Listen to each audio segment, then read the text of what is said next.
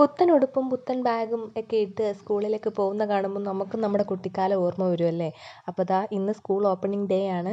അപ്പം അതിൻ്റെ ഒരു ഒരുക്കങ്ങളും കാര്യങ്ങളുമാണ് ഞാനിന്ന് കാണിക്കുന്നത് കേട്ടോ. പാർത്തമോൻ ഇന്ന് വേറെ സ്കൂളിലാണ്. അവൻ വലിയ കുട്ടിയായിട്ടുണ്ട് കേട്ടോ. അവൻ ഹൈസ്കൂളിലേക്ക് മാറിയിരിക്കുന്നു. ഇപ്പം നന്നായിട്ട് ഒരുങ്ങിയിട്ടുണ്ട്.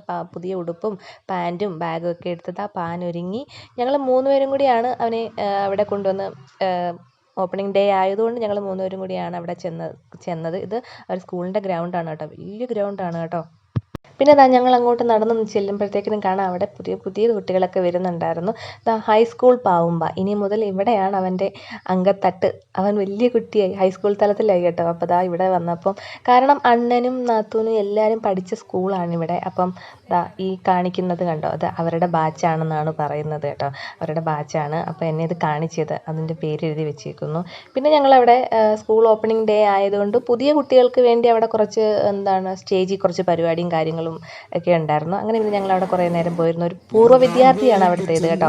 ഒരു നാടൻപാട്ട് കലാകാരനാണ്, പ്രസിദ്ധമായിട്ടുള്ള ഒരു നാടൻപാട്ട് കലാകാരനാണ്. അപ്പോൾ അദ്ദേഹത്തിൻ്റെ കുറച്ച് പരിപാടിയൊക്കെ ഉണ്ടായിരുന്നു. അപ്പോൾ നമുക്ക് വീണ്ടും കാണാൻ. അടുത്ത video tata bye bye, see U.